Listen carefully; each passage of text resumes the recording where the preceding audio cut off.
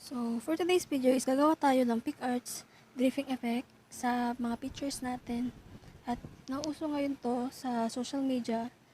So, let's start with the tutorial, guys. So, the only application that we will be using here is the PicArts. So, ito po, PicArts.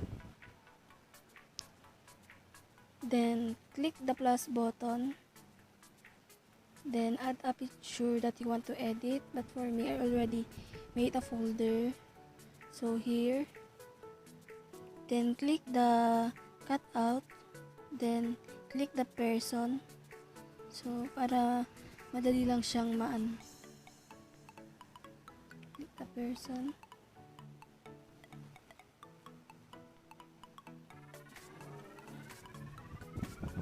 But for today, ikakat ko lang yung part neto.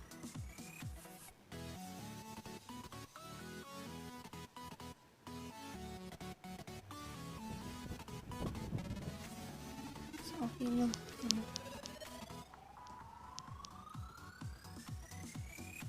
Then, next step is click the effect. Click the undid. So, pili lang kayo kung anong effect nyo gusto. So, okay na yan para sa akin. Then, click here. And you can, if too much naman po yung effect, you can erase it if ayaw nyo.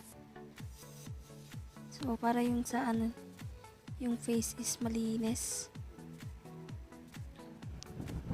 So, yan. Then, click apply. Then, check. Then, click again the effect. Sign. Then, hanapin mo yung badlands. Then,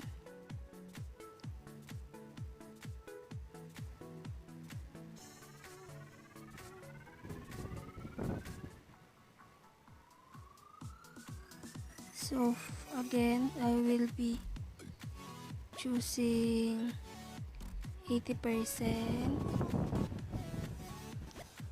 Click again there. Then, click apply. Then, save. So, click again the plus button. Then, go to color background, then click the white background and add photos. Click the photos that you edit. Then,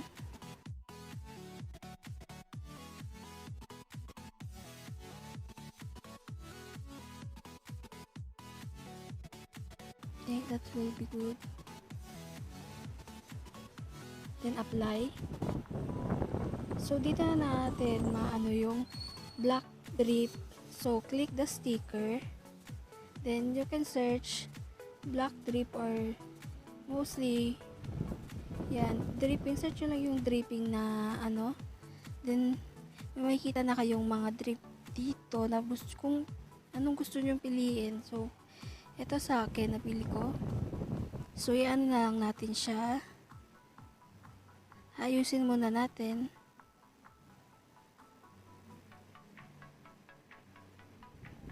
Then, click the blend.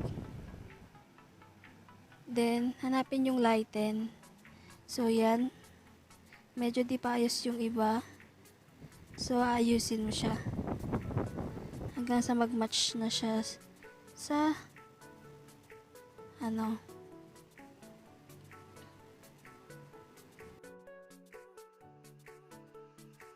you can also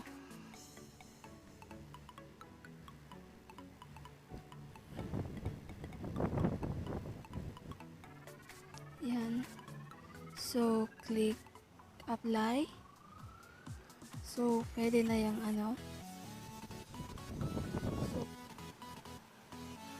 So, once done na is maghahanap na tayo ng pwedeng i-background.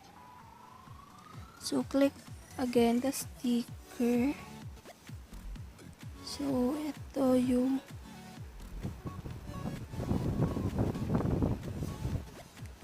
this example. So,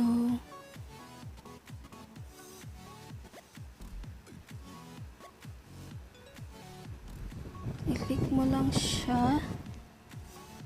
Then, i-erase mo yung part.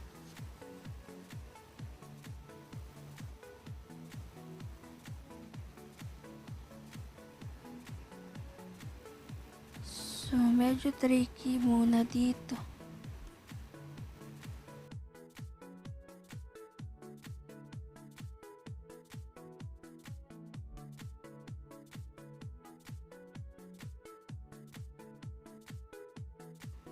Same din dito. Ano lang natin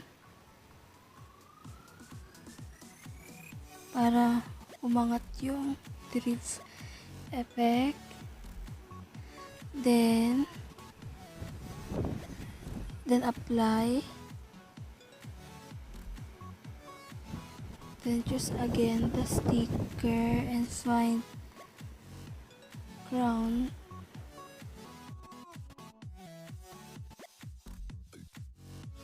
Something crown na gusto nyong ilagay sa inyong ulo. So, marami naman kayong pagpipilian.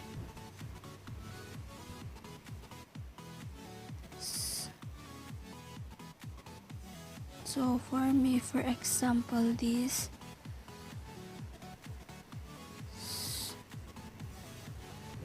So, you can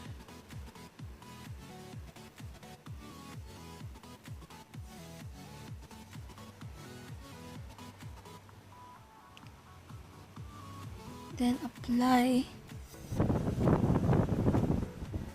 then save.